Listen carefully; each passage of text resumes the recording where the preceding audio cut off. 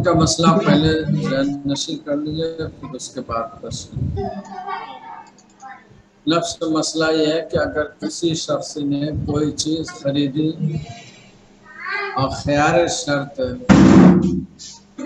دوسرے کے لیے، یعنی یہ کہا کہ یہ چیز تو میں نے خریدی لیکن اس بے کو رکھنے یا نہ رکھنے کا حق میرے فلاں شخص کو ہوگا، مثلا اپنے بیٹے یا اپنے باپ پر منحصر کر دیا یا کسی اور پر، غیر کے لیے خیال لے لیا۔ تو اب سوال یہ ہے کہ غیر کے لیے لیا کہ کیا اس کو خیار شرط حاصل ہوگا یا نہیں؟ تو کرے دوسرے کے لیے اس نے خیال لیا ہے، اس کو حاصل ہوگا اور مزید ان کو بھی حاصل ہوگا۔ تو گویا جو ان کا نائب ہے وہ بھی خیار شرط کا مالک ہوگا، اور جو اصیل ہے، اصل شخص ہے، وہ فَأَيُّهُمَا أَجَازَ ان دونوں میں سے جو بھی بے کو نافذ کر دے بے نافذ ہو جائے گی، اور دونوں میں سے جو بے کو فسخ کر دے بے فسخ ہو جائے گی۔ اس کا یہ مطلب ہوا کہ بے کے اندر اگر کسی مشتری نے یا بات مشتری کی چلے، مشتری نے خیار شرط اپنے بجائے غیر کے لیا تو اپنے تو خیار حاصل ہوگا ہی، ساتھ ساتھ اپنے علاوہ جس کے لیے لیا اپنے نائب کے لیے اس کو بھی حاصل ہوگا۔ ان دونوں میں سے دونوں کو اصل ہوتا ہے، دونوں کو حق حاصل ہے کہ بے کو ان میں سے جو بھی نافذ کرے نافذ ہو جائے گی، اور جو بھی فسخ کرے فسخ ہو جائے گی۔ یہ اصل مسئلہ ہے۔ آگے اسی کی تفصیل۔ وَأَصْلُ هَذَا أَنَّ اشْتِرَاطَ الْخِيَارِ لِغَيْرِهِ جَائِزٌ اسْتِحْسَانًا وَفِي الْقِيَاسِ لَا يَجُوزُ۔ اس مسئلے کی اصل دلیل یہ ہے، بنیاد یہ ہے کہ خیار شرط کسی اور کو لیا ہے تو یہ جائز ہے استحساناً، بطور استحسان کے یہ جائز۔ بھائی مائک بند کر لیں اپنا چلو میں خود بند کرتا ہوں۔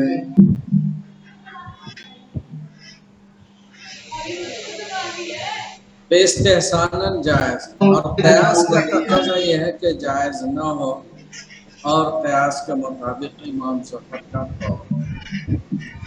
اس سے قبل میں نے تشریح بہت تفصیل سے کی تھی استحسان کس کو کہتے ہیں۔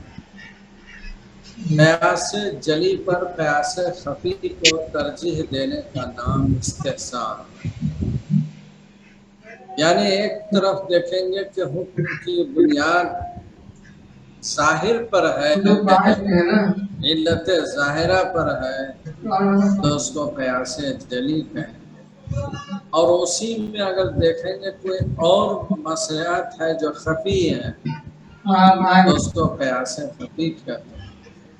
قیاس خفی کو یعنی مسئلہ کو اگر ترجیح دی گئی قیاس ظاہر پر جلی پر تو اس کو استحسان کہتے ہیں۔ قیاس خفی جلی کے اعتبار سے جائز تو نہیں ہے کہ دوسرے کے لیے خیار شرط حاصل ہو، کیونکہ جس شخص نے خرید فروخت کیا ہے، جس شخص نے خرید فروخت کیا ہے، اختیار اسی کو ہونا چاہیے نہ کہ دوسرے کو ہونا چاہیے۔ اس کو بتا رہے ہیں لأن الخيار من مواجب العقد واحکامہ، اس لیے کہ خیار عقد کے احکام میں سے ہے، مواجب میں سے، موجب کرتے ہیں کہ معاملہ کیا جائے اور اس کا جو نتیجہ نکلے خود بخود وہ موجب ہے، اور اس عقد کے نتیجے میں جو مسائل ہوں گے اس پر وہ سب احکام ہیں۔ تو عقد کے مواجب اور احکام میں یہ ہے کہ خیار حاصل ہو، فلا یجوز اشتراط لغیری، اس میں غیر کے لیے شرط لگانا جائز نہیں، ایسی ہی جیسے کہ ثمن کی شرط غیر پر رکھ دے مشتری تو یہ جائز۔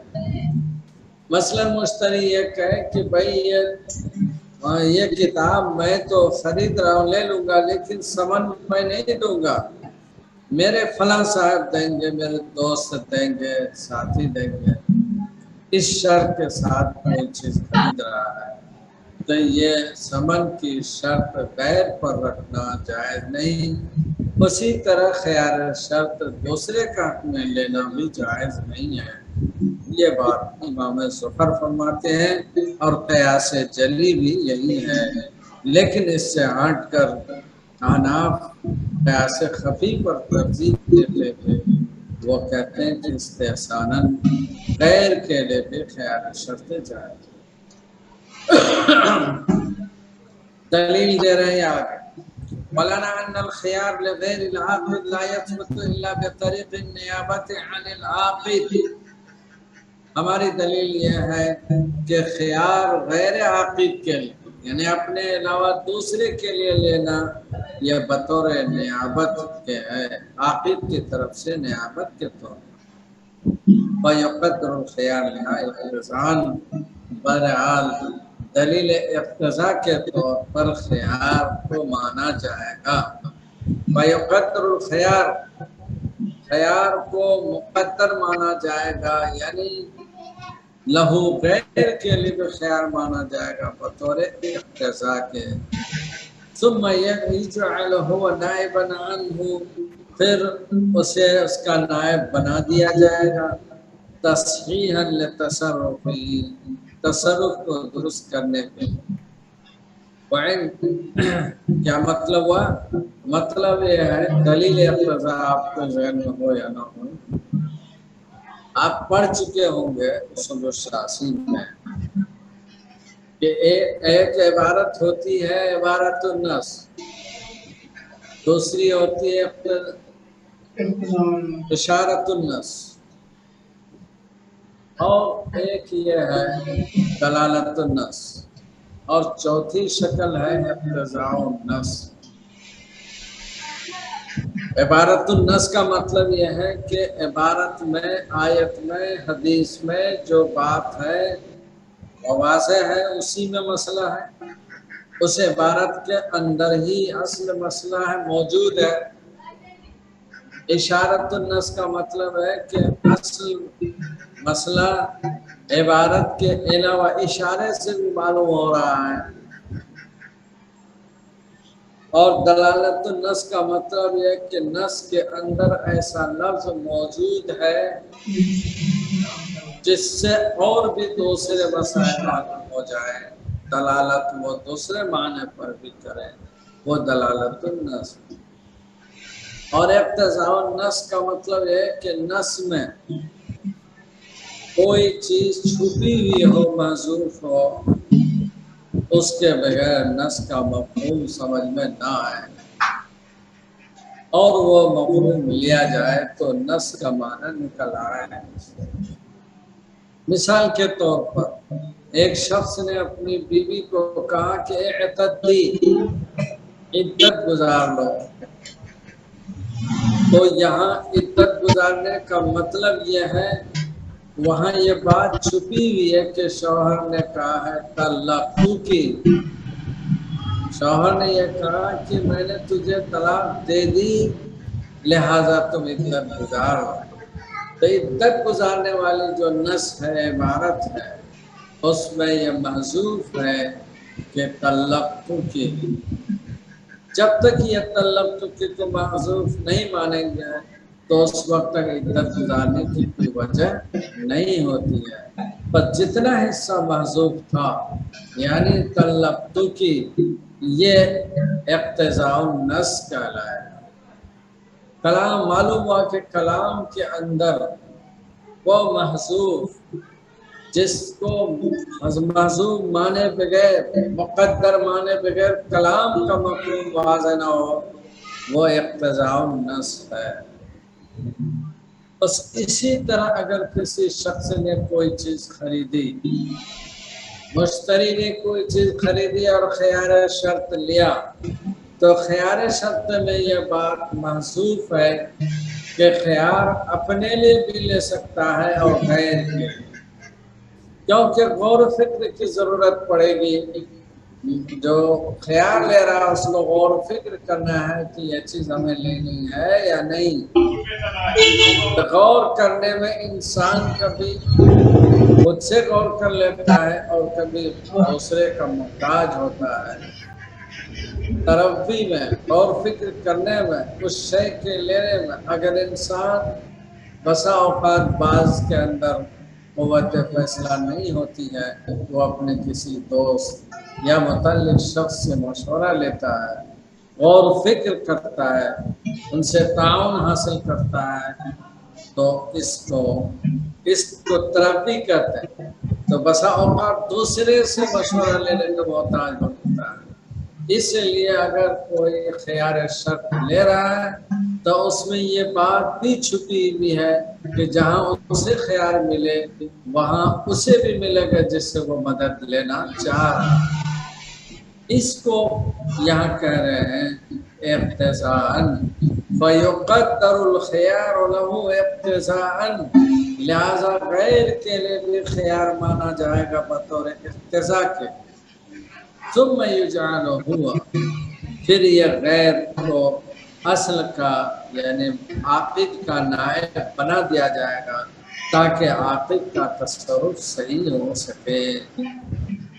وعند ذلک، اور اس صورت میں جبکہ غیر کو یعنی عاقد کے علاوہ دوسرے کو نائب مان لیا گیا، تو اس صورت میں یکون لکل واحد منہما، ان میں سے ہر ایک نے اصل اور نائب دونوں کو خیار ملے گا۔ فَأَيَّهُمَا أَجَازَ جَازَ وَأَيَّهُمَا نَقَضَ انتقض، ان دونوں میں سے جو بیع کو نافذ کرے جاری کرے وہ جاری ہو جائے، اور جو بیع کو روک دے، نقص کر دے، فسخ کر دے، توڑ دے تو بیع فسخ ہو جائے گی۔ وَلَوْ أَجَازَ أَحَدُهُمَا وَفَسَخَ الْآخَرُ، اب مسئلے کی دوسری نوعی، دونوں تو حق ہے لیکن اگر ایسا ہو گیا کہ ایک نے تو اجازت دی اور دوسرے نے فسخ کر دیا، تب کن کی بات مانی جائے؟ مثلا جو اصیل ہے، جو اصل شخص ہے، اس نے اجازت دے دی لیکن اس کے نائب نے فسخ کر دیا، کہیں نہیں ہوئی یہ مناسب نہیں لیں گے، میری رائے ٹکراؤ ہو گیا۔ اصل میں جو اصیل ہے، اصیل اور اس کے نائب کی رائے الگ الگ ہو گئی تو کن کی رائے پر مسئلہ ہوگا؟ عقد کس پر ہوگا؟ اصیل پر جس نے کہ نافذ کر دیا، یا نائب پر جس نے عقد کو فسخ کر دیا؟ تو عقد کو جاری مانا جائے یا فسخ مانا جائے، کیا ہوگا؟ اس کے لیے اصول بتایا، یعتبر السابق، سابق کی بات کا اعتبار ہوگا۔ سابق یعنی جس نے پہلے کہا تھا، وہ مان لیا اگر نائب ہی نے کہہ دیا فسخ کرتا ہوں تو نائب کی بات مانی جائے گی اگر اس نے پہلے کہا، اور اگر اصیل ہی نے کہا تھا کہ میں نے بیع کو نافذ کر دیا تو اس صورت میں اصیل کی بات مانی جائے گی، اس لیے کہ وہ سابق ہے۔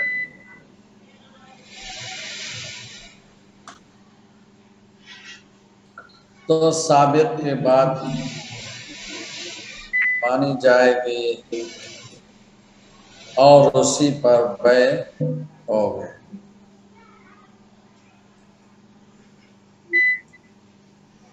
آواز پہنچ رہی ہے؟ جی جی جی حضرت آواز آ رہی مولانا ہے، آواز آ رہی ہے۔ اب آگے سابق کے بعد کیوں مانی جائے گی؟ کرن للتصرف لوجودہ فی زمان لا یزاحمہ غیرہ، اس لیے پہلے جس شخص نے بے کو نافذ کیا یا فسخ کیا، وہ ایسا وقت تھا، ایسا زمانہ تھا جس میں کسی دوسرے نے اس کے فریق نے کوئی مزاحمت نہیں کی، کوئی مزاحم نہیں رہا۔ مثلا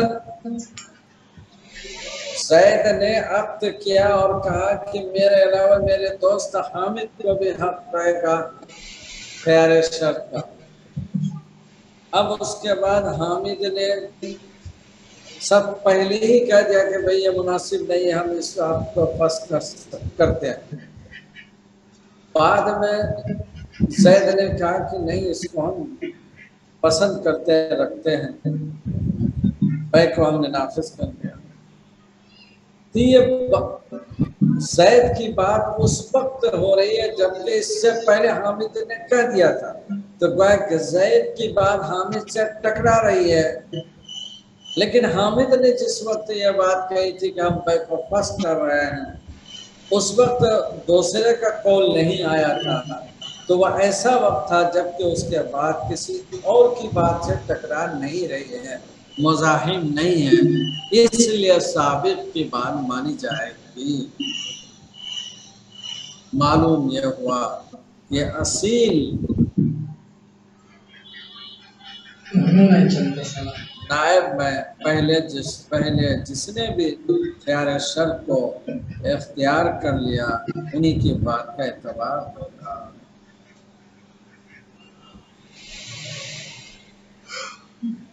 وَلَوْ خَرَجَ الْكَلَامَانِ مِنْهُ،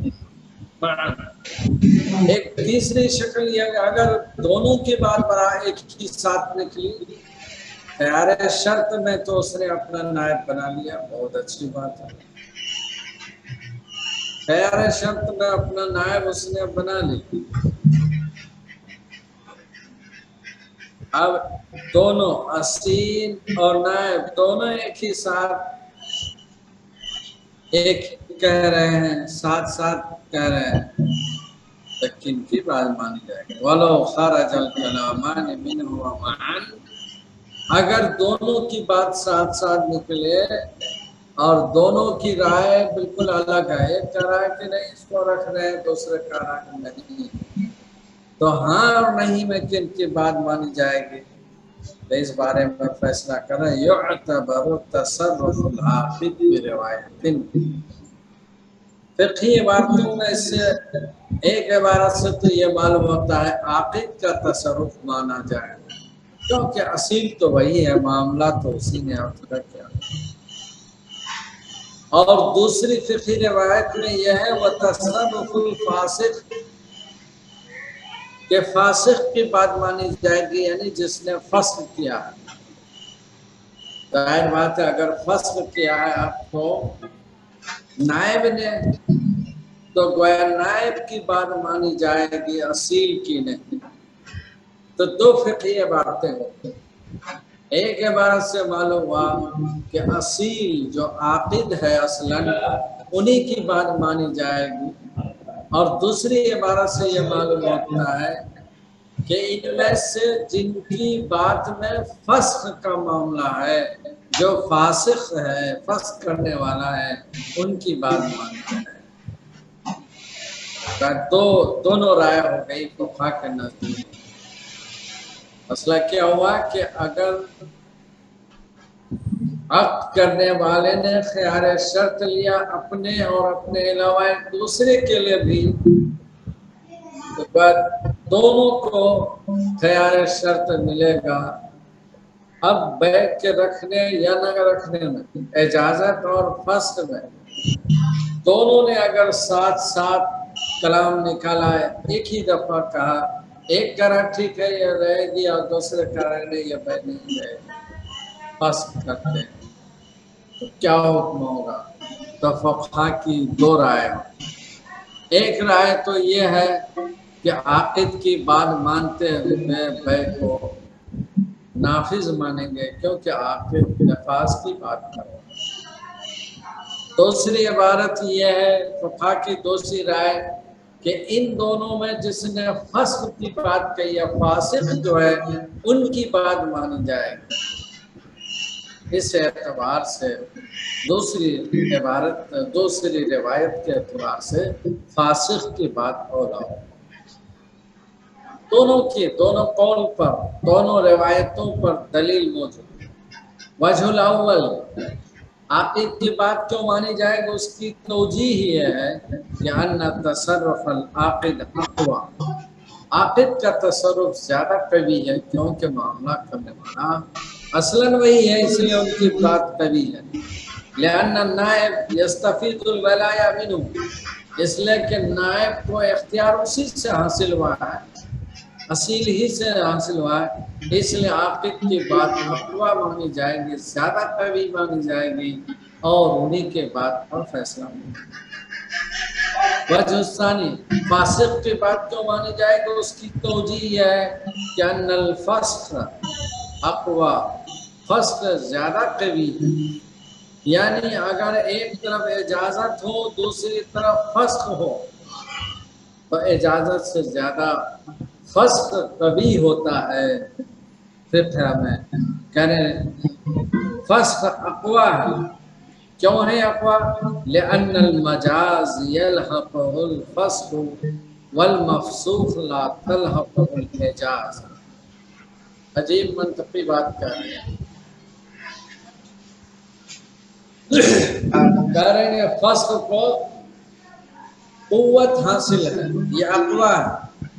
وجہ یہ ہے کہ اگر کسی چیز کی اجازت حاصل ہو تو اجازت کے ساتھ فسق ملحق ہو سکتا ہے، یعنی اجازت دینے کے بعد اس کو فسق کیا جا سکتا ہے، لیکن کسی چیز کو اگر کسی عقد کو فسق کر دیا جائے تو فسق کے بعد اب اس کو اجازت دی جائے تو فسق کے ساتھ اجازت ملحق نہیں ہوتی ہے، کیونکہ فسق جب ہو گیا تو معاملہ ختم۔ یہ ایسی ہی جیسے کہ کسی نے کوئی بکری خریدی اور ایک شخص نے ابھی اس کو، دونوں کو حق ہے کہ اس کو اس بکری کو قربانی کرے یا نہ کرے۔ ایک شخص نے قربانی نہیں کی ہے، ابھی اس کو زندہ رکھا ہے، تو دوسرے کو حق حاصل ہے کہ وہ اس کی قربانی کر دے۔ تو گویا اجازت کی یہ شکل ہے، اجازت میں قربانی کا حق ہے، اس شے کو ختم کرنے کا حق۔ لیکن اگر ختم کر دی گئی، قربانی کر دی گئی، تو قربانی کے بعد اب اس کو رکھنے کا حق نہیں رہا، اس لیے کہ قربان ہو گئی وہ چیز اب موجود ہی نہیں رہی، ختم ہو گئی۔ جب ختم ہو گئی تو اس میں اب دوسری کوئی رائے نہیں چلے، بس فسق جو چیز ہو جائے وہاں اب اجازت کی گنجائش نہیں رہتی، لیکن جب اجازت ہے تو وہاں فسق کی گنجائش رہتی ہے، اس لیے فسق اقوی ہے بنسبت اجازت کی۔ لأن الفسق اقوی، فسق اقوی ہے، کیوں ہے؟ لأن المجاز یلحقہ الفسق، کہ مجاز مانے مجازی لینا، مجاز جو اس میں فسق کو مجاز سے مراد یعنی جس چیز کی اجازت دی جائے، مجاز میں تو فسق ملحق ہو سکتا ہے، اور جو فسق ہو جائے مفسوخ اس میں اجازت ملحق نہیں ہے۔ وَلَمَّا مَلِكَ كُلُّ وَاحِدٍ مِّنْهُمَا التَّصَرُّفَ، اور جب دونوں مالک ہیں ان میں سے ہر ایک تصرف کا، رجحنا بحال التصرف، تو ہم نے تصرف کی حالت کی بنیاد پر ترجیح، کیا ترجیح دیا؟ یعتبر تصرف العاقد، دونوں کو جب تصرف کا حق حاصل ہے تو ہم نے ترجیح دی ہے قوت اور ضعف کی بنیاد پر، اور قوت عاقد کو حاصل۔ وقیل الاول، بعض فقہاء نے کہا کہ پہلا قول جس میں عاقد کا تصرف مانا جائے گا وہ امام محمد کا قول ہے، والثانی، اور قول ثانی جس میں فاسق کی بات مانی جائے گی وہ قول یوسف ہے۔ صاحب ہدایہ نے گویا کہا کہ اگر دونوں کی بات ایک ساتھ نکلے، عاقد کی اور اس کے نائب کی تو عاقد کی بات مانی جائے گی امام محمد کے نزدیک، اور فاسق کی بات مانی جائے گی امام ابو یوسف کے نزدیک۔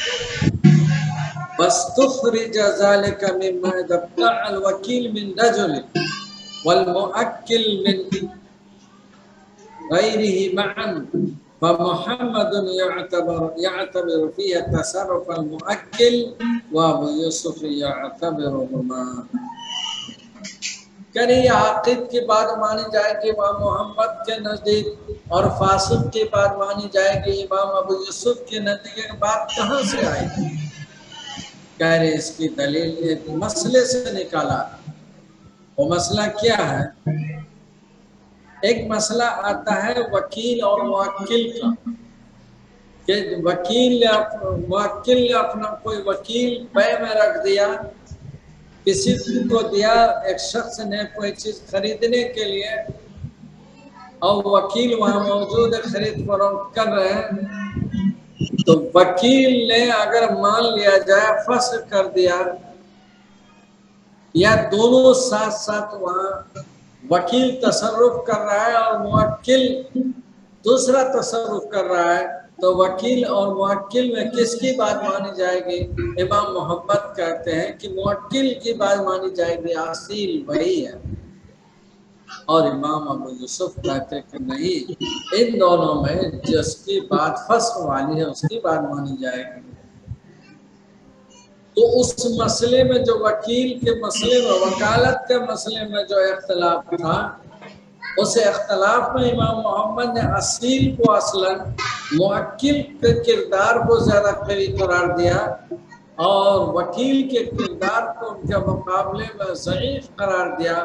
اسی مسئلے کو بنیاد بناتے ہوئے اس مسئلے میں خیار شرط کے مسئلے میں اگر دونوں میں بیک وقت خیار کو اختیار کیا تو وہ امام محمد کے نزدیک عاقد کی بات مانی جائے گی، اور امام محمد کے نزدیک فاسق کی بات مانی جائے گی، امام ابو یوسف کے نزدیک فاسق کی بات مانی جائے گی۔ یہ بات جو کہی جا رہی ہے وہی وکالت والے مسئلے پر قیاس کرتے ہیں، اس کو صاحب رائے کرے۔ واستخرج ذالک کا یعنی قول محمد اور قول ابو یوسف کی جو تعیین ہوئی، یہ ہوئی اس مسئلے پر قیاس کرتے ہوئے جس میں کہا گیا کہ اگر وکیل نے کسی کے ہاتھ بھیج دیا اور موکل نے دوسرے کے ہاتھ بھیج دیا، اور یہ ساتھ ساتھ ایسا ہوا ہے، تو امام محمد اعتبار کرتے ہیں موکل کے تصرف کو، اور امام یوسف اعتبار کرتے ہیں وکیل کے تصرف، یا دونوں، یا دونوں کو اس پر قیاس کرتے ہوئے یہ مسئلہ ہے۔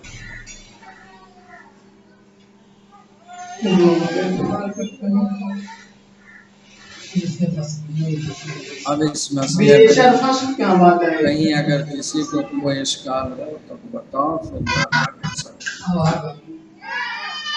آگے کوئی بات ہو، کوئی سوال ہو تو ٹھیک ہے، ورنہ آگے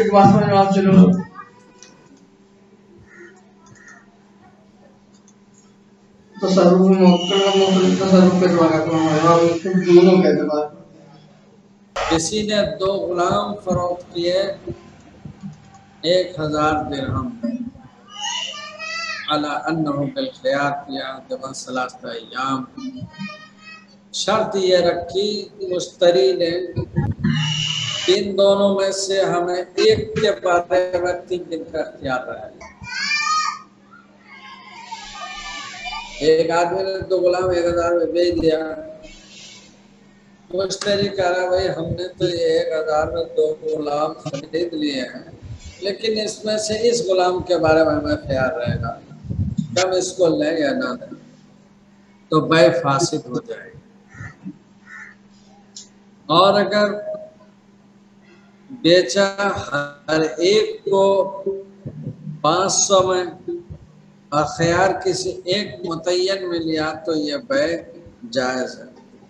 2 غلام بیچا، ہر ایک کا دام 500 رکھا، اور ایک کے بارے میں متعین طور کے بعد اس کے بارے میں ہمیں خیال رہے گا کہ لیں یا نہ، تو اس صورت میں بیع جائز۔ ذہن میں بیٹھائیے، پہلے مطلق بات، 2 غلام فروخت کیا 1 سال، دونوں کا دام 1000، الگ الگ دام طے نہیں ہوا کہ اس کا 500 اس کا 500، دونوں سے ملا کے 1000 پاؤنڈ طے ہو۔ مشتری نے خیار لے لیا ان میں سے ایک کے بارے میں، وہ بھی متعین طور پر نہیں، تو پہلی اس صورت میں بے فاسد ہو جائے گی، درست نہیں۔ لیکن اگر دو غلام کا دام 1000 طے تو ہوا، یہ بھی صراحت ہو گئی کہ ہر ایک غلام کا دام 500 روپے، اور ایک متعین غلام کے بارے میں کہا کہ اس کے سلسلے میں ہمیں خیار ہے، شرط رہے گا کہ اس کو لے یا نہ، تو یہ بیع ہو جائے گی۔ اس مسئلے میں صاحب ہدایہ نے یہ بات کی، اس کی 4 تفصیل ہوتی ہے۔ والمسألة على 4 اوجه، یہ مسئلہ 4 شکلوں میں۔ کیا ہوا بھائی؟ تو پھر کیوں بھی آ گئے؟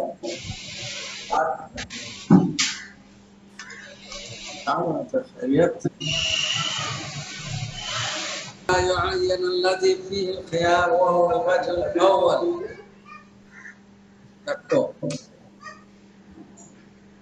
هو الوجه الأول في الكتاب۔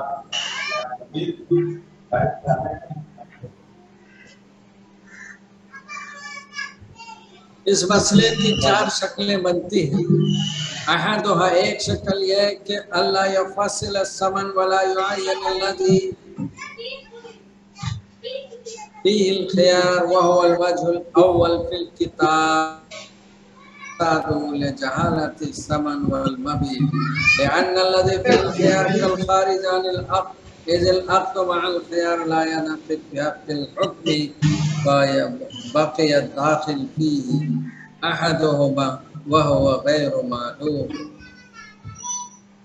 پہلی شکل بتا رہے ہیں، صورت بتا رہے ہیں، جس میں کتاب میں آپ نے 2 غلام بیچا، دونوں کا دام 1000 ہے، کوئی تفصیل نہیں کہ کس کا کتنا دام ہے۔ اس کو بتا رہے ہیں کہ پہلی تفصیل ہے، ثمن کی کوئی تفصیل نہیں، اور جس میں خیال لیا ہے اس غلام کی بھی کوئی تعین نہیں۔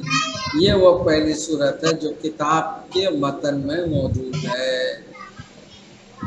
کتاب سے مراد یہاں جو متن کی عبارت ہے وہ ہے، اور محشی نے صراحت کی ہے کہ یہ عبارت جامع صغیر ہے، امام محمد کی کتاب جو جامع صغیر ہے وہاں سے یہ عبارت نہیں ہے۔ اور یہ جو پہلی صورت میں کہا گیا بیع فاسد ہے، صاحب ہدایہ اس کی تشریح کر رہے ہیں۔